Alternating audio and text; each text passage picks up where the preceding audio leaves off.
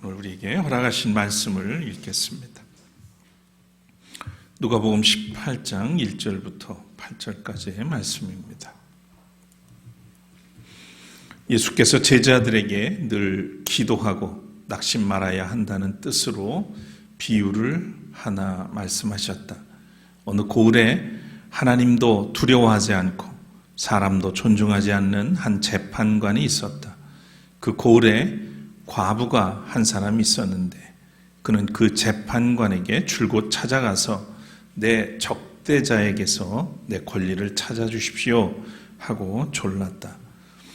그 재판관은 한동안 들어주려고 하지 않다가 얼마 뒤에 이렇게 혼자 말하였다.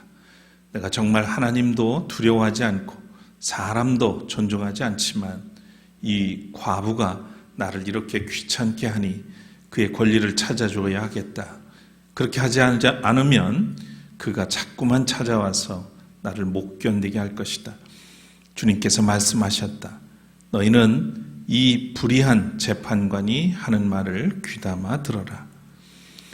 7절 8절 제가 읽겠습니다. 하나님께서 자기에게 밤낮으로 부르짖는 택하신 백성의 권리를 찾아 주시지 않으시고 모른 채 하고 오래 그들을 내버려 두시겠느냐. 내가 너희에게 말한다. 하나님께서는 얼른 그들의 권리를 찾아주실 것이다. 그러나 인자가 올 때에 세상에서 믿음을 찾아볼 수 있겠느냐. 아멘. 이는 하나님의 말씀입니다.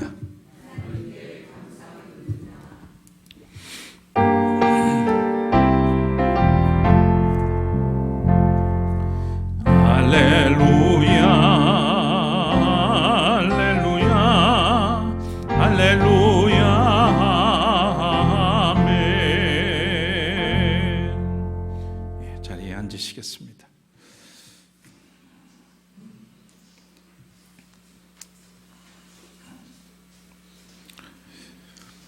엊그제부터 전국 체육대회가 우리 부산에서 열리고 있는데 저는 별로 실감을 하지 못하고 있습니다. 국내 굵직한 뉴스들이 많아서일까요? 코스피는 연일 최고 기록을 갱신하고 있다 하고 또 국회는 국정감사로 시끌시끌합니다. 내란에 부역을 한 야당과 정치검찰, 조희대 사법부와 보수 언론은 본격적으로 특검을 공격하면서 기득권 지키기에 들어가는 모양새입니다. 기독교를 비롯한 종교계는 자성보다는 침묵으로 일관하는 그런 모습도 봅니다. 이제 더 이상 의아해하지도 않습니다.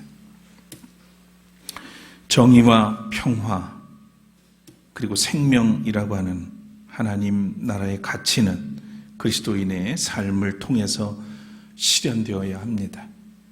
자칫 영적으로 빈곤해지고 지적으로는 나태해지며 윤리적으로 나른함에 빠져들기 쉬운 그런 계절이 아닌가 싶습니다.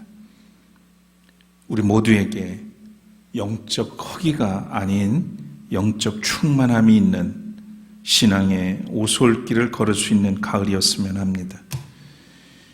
오늘도 허기진 영혼으로 주님께 나와서 예배드리는 여러분에게 하늘의 신령한 것들로 충만해지는 그런 은혜가 있기를 축원합니다. 찬양하겠습니다.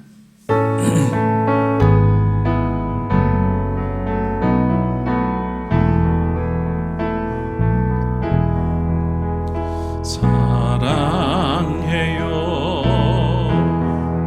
목소리 높여 경배해요 내 영혼 기뻐 오 나의 왕 나의 목소리 주님 귀에 곱게 곱게 울리기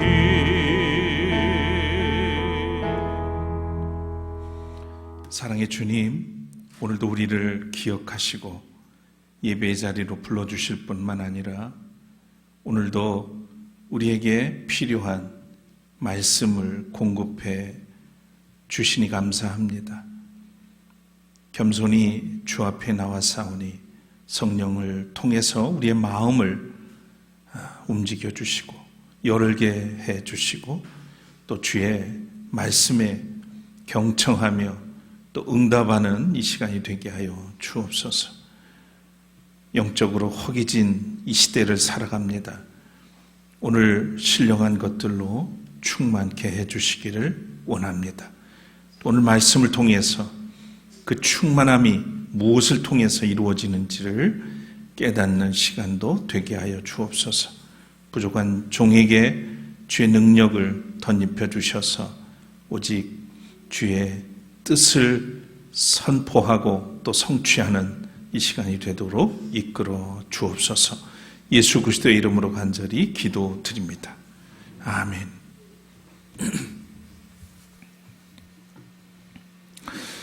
우리는 일상생활에서 식사를 거르거나 또는 그 때를 지나치게 되면 허기를 느끼게 되죠. 마찬가지로 신앙생활에서도 허기를 느낄 때가 있습니다. 영적 충만함에서 벗어나서 영적 나른함이 찾아올 때가 있죠. 그것을 영적 허기라 이렇게 말할 수 있겠습니다.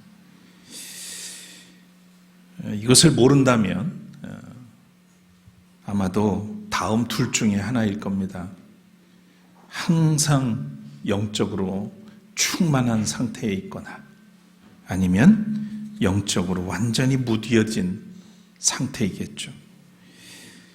우리가 영적 허기를 느낄 때 무엇으로 채워야 할까요? 오래전부터 믿음의 선각자들은 이런 말을 했습니다. 기도는 영혼의 호흡이다. 숨을 멈추면 생명이 사라지듯 기도를 멈추면 믿음은 죽는다. 이 말은 기도가 영혼의 생명을 유지하는 데 필수적이라는 점을 강조한 그런 비유이죠. 육체의 호흡이 멈추면 죽는 것처럼 기도를 멈추면 영혼의 생명력을 잃게 된다는 겁니다. 이런 의미에서 기도는 하나님의 숨결을 온몸으로 받아들이는 일입니다. 기도는 하나님으로부터 오는 생명력이 임하는 통로입니다. 우리 시대는 기도에 관한 정보는 많지만 기도의 호흡은 적습니다. 기도를 배운 사람은 많으나 갈급한 마음으로 하나님을 찾고 매달리는 사람은 적습니다. 하나님을 사모하지 않고 하나님의 은혜에 갈급하지 않습니다. 돈으로 못할 것이 없는 세상에 살고 있어서 그런 건 아닐까 생각도 해봅니다. 아무튼 돈에 목말라 하며 사람들은 살아가고 있죠. 큰 돈을 벌어보겠다고 캄보디아로 건너가서 범죄 집단의 소굴에 감금되어 있다가 어제 압송되어 온 젊은이들의 모습을 보면서 돈에 목마른 사람들의 군상이 아닌가 싶었습니다. 돈이 나쁘다는 말이 아닙니다. 하나님보다 돈에 갈급해하는 그런 삶의 태도가 신앙에서 문제가 될 수 있다는 말입니다.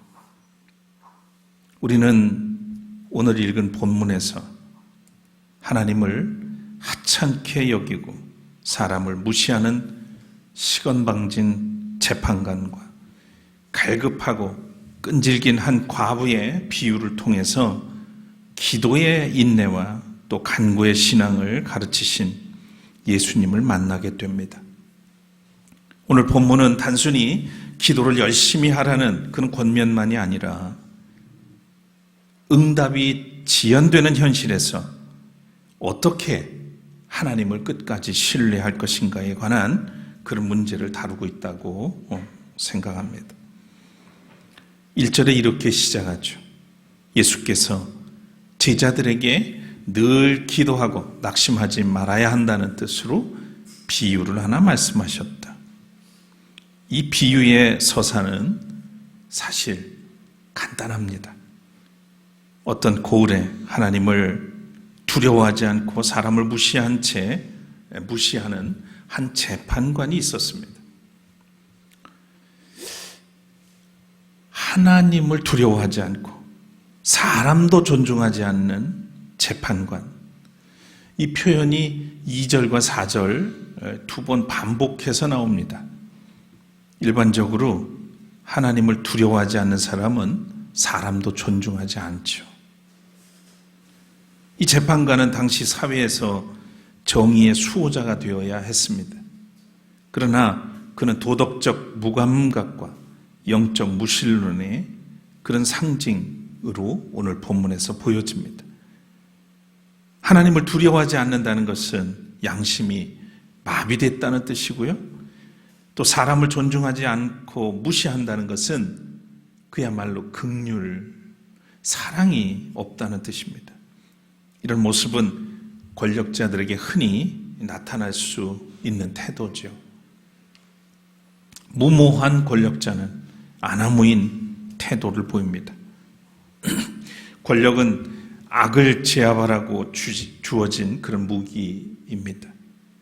불의를 제거하고 정의를 세우라는 위임해준 권한이죠. 처음에는 조심스럽게 권력을 사용하다가 이내 권력의 맛을 보면 그때부터는 남용하고 공익이 아닌 사익을 위한 수단으로 이용하는 모습을 우리는 참 많이 봐왔습니다.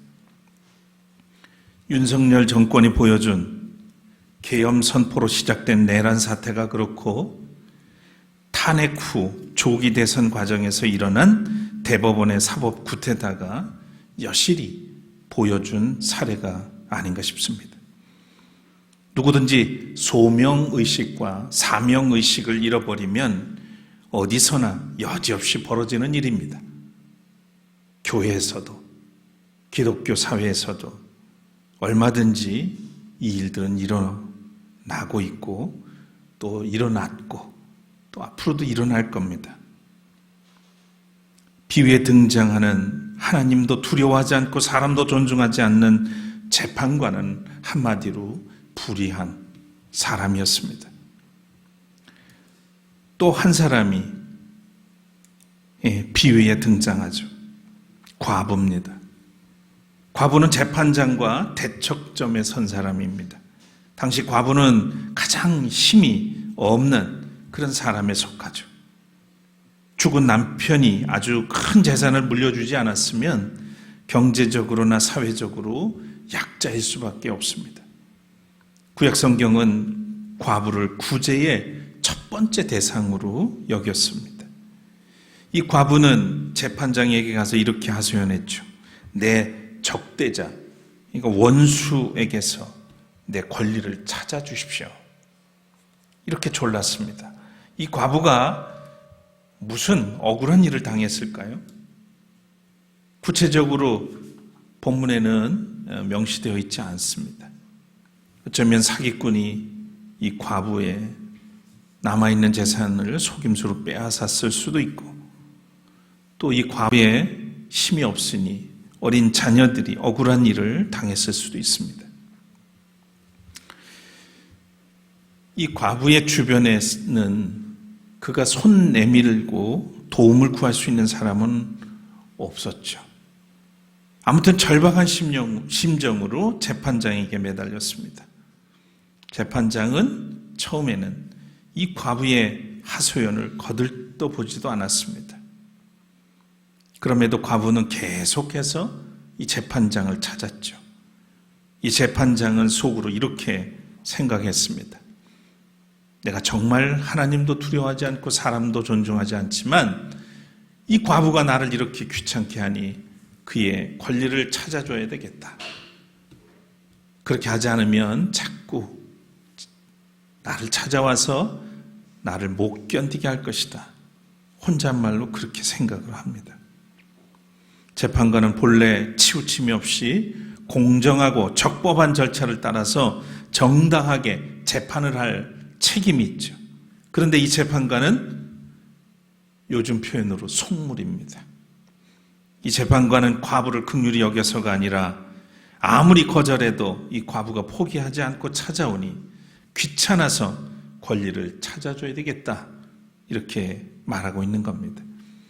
오늘 비유에서 우리가 주목하는 대목은 불의한 재판장의 행동이 아닙니다.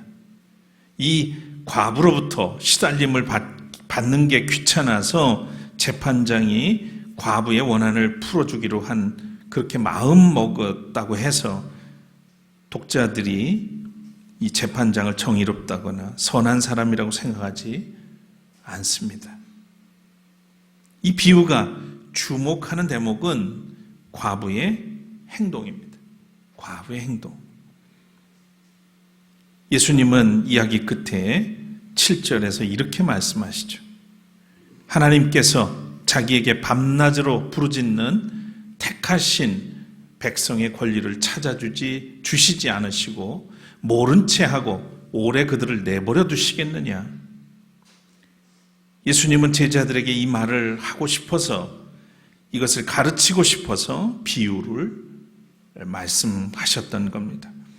불의한 재판관도 번거로운 일을 피하려고 과부의 원한을 풀어주는데 하물며 하나님은 밤낮 부르짖는 택하신 자들의 청원을 들어주시지 않겠느냐 하는 겁니다. 여러분, 강청기도라는 말 들어보셨나요? 강청기도.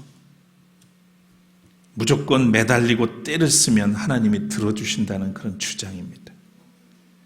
많은 사람들이 세상살이 문제를 해결하는 데 사용하는 기도 방법이기도 하죠.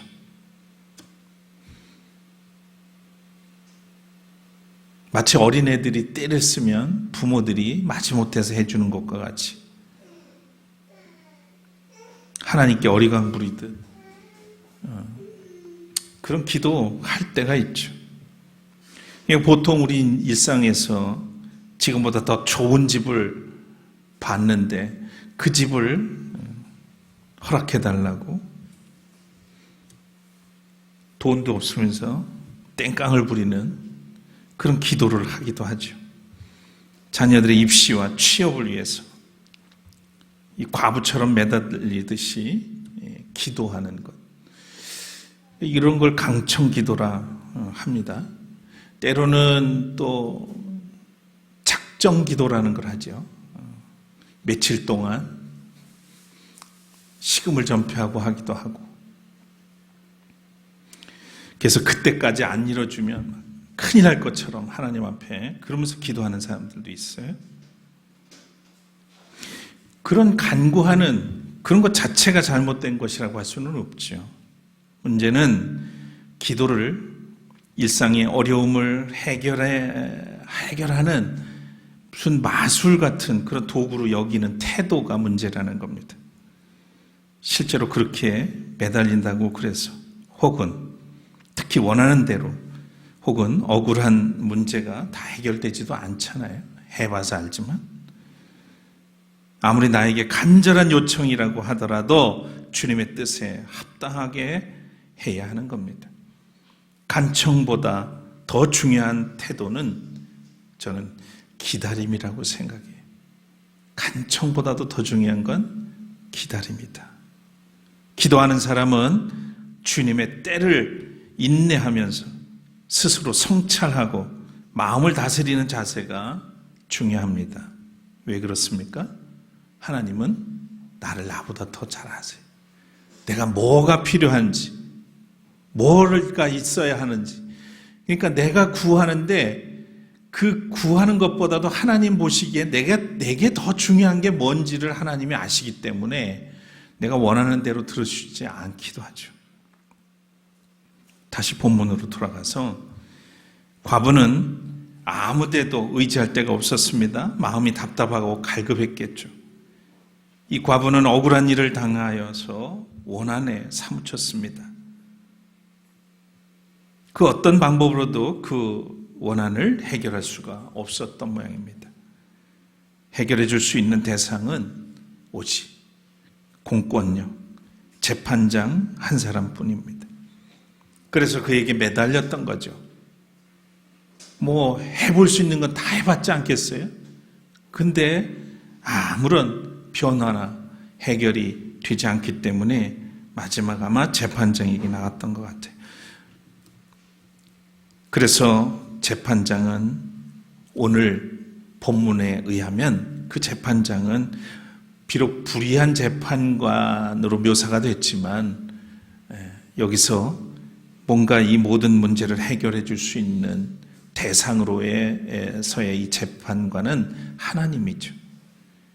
문제를 해결하는 방법은 여러 가지가 있겠으나 가장 중요한 것은 하나님을 신뢰하고 의지하는 겁니다.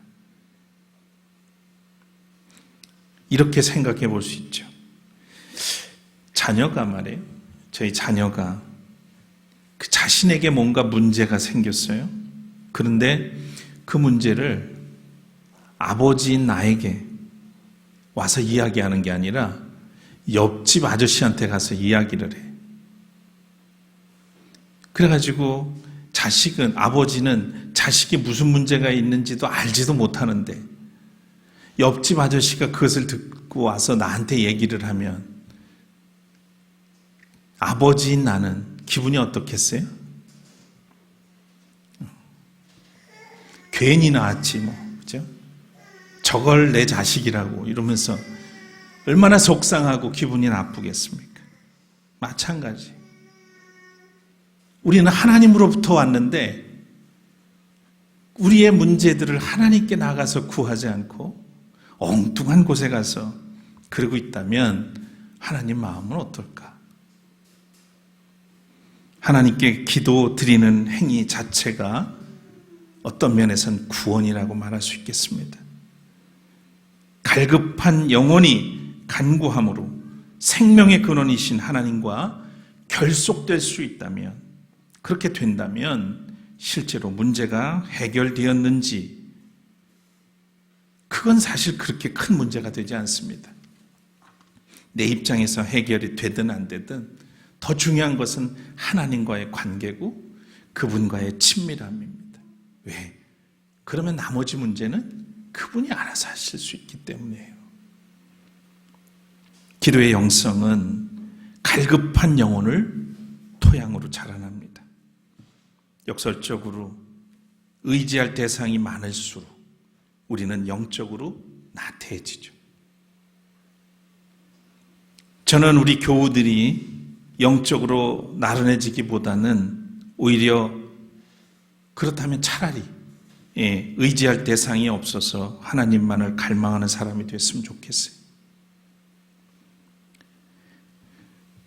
의지할 대상이 많아가지고 영적 나태함이 찾아온다면 그보다는 오히려 의지할 게 없어서 오직 하나님만 의지하고 하나님께 엎드릴 수 있는 그런 신앙의 소유자들이 됐으면 좋겠단 말입니다.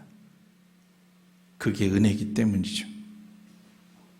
우리는 오늘 주님의 비유의 말씀을 통해서 영혼의 허기를 다시 충만하게 하는 그런 길을 찾을 수가 있습니다.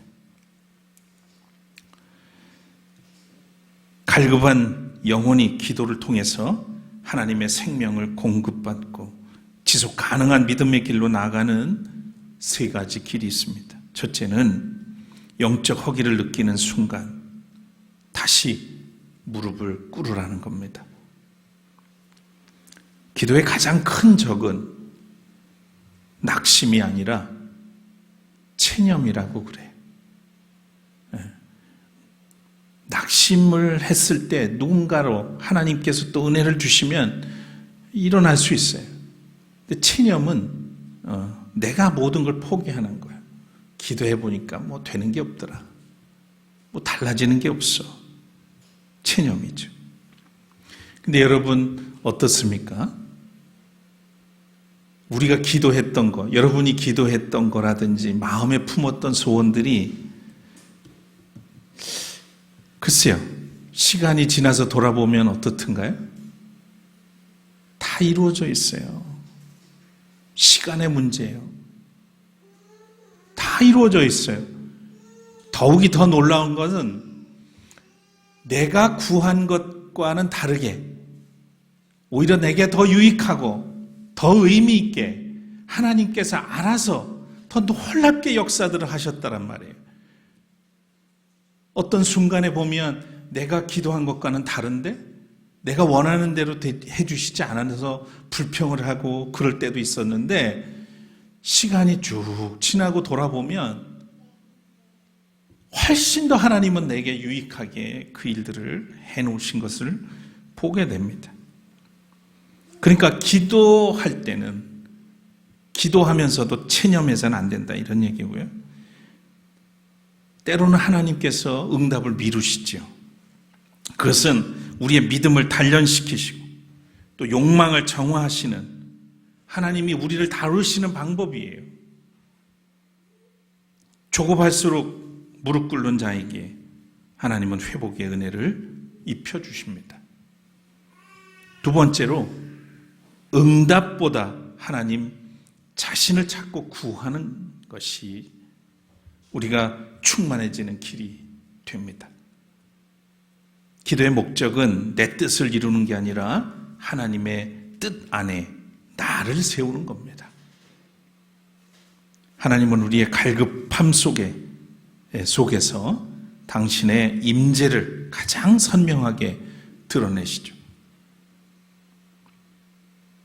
아모스 5장 4절 말씀에 이렇게 되어 있죠. 너희는 나를 찾으라. 그러면 산다. 나를 찾으라. 그러면 산다. 하나님을 구하고 찾는 것이 우리가 사는 길이라는 사실을 기억하기를 바랍니다. 세 번째로 공동체 기도, 공동체의 기도에 함께하는 겁니다. 혼자의 기도는 불꽃과 같지만 함께하는 기도는 횃불입니다. 교회의 영적 회복은 새로운 프로그램이 아니라 다시 기도하는 그런 교회로부터 시작될 겁니다. 우리 사회가 회복되는 길도 마찬가지입니다. 믿음의 사람들이 연대하여 기도하며 뜻을 모을 때 그 회복은 가능해지는 것이죠. 일제강점기 신사참배를 거부하고 수많은 고문과 고난을 겪었던 주기철 목사님을 여러분 기억하실 텐데 그분은 옥에서도 오직 주님을 외치셨습니다. 감옥에서 끈질기게 오직 주님을 부르면서 기도하셨다고 하죠. 그 기도는 당장에 자기에게 자유를 달라고 하는 그런 간구가 아니었습니다. 주님, 나의 가는 길이 주님의 뜻이라면 그 길을 담대하게 걸어갈 힘을 내게 주십시오. 이 나라의 믿음을 지켜주십시오. 하나님 나라의 의를 구하는 끈질긴 간구였다는 겁니다. 육체적으로는 패배한 듯 보였지만 그의 믿음은 결국 일제의 불의를 넘어서 오늘날까지도 우리에게 승리의 간증으로 남아 있습니다. 우리가 처한 불의 앞에서 낙심하지 말아야 하겠습니다. 하나님은 불의한 재판관과 달리 정의로우신 분이기 때문입니다. 주님의 의로우신 통치가 내 삶과 또 이 세상에 실현되도록 끝까지 간구하며 끈기 있게 기도할 줄 아는 그런 믿음이 우리에게 필요합니다. 사랑하는 교회 여러분, 갈급한 영혼은 즉각적인 응답보다 하나님의 임재를 더 사모합니다. 기도는 현실을 바꾸기 전에 먼저 나를 바꾸는 사건이라고 할 수 있습니다. 하나님은 간절히 부르짖는 영혼을 외면하지 않죠. 그분의 때는 결코 늦지 않습니다.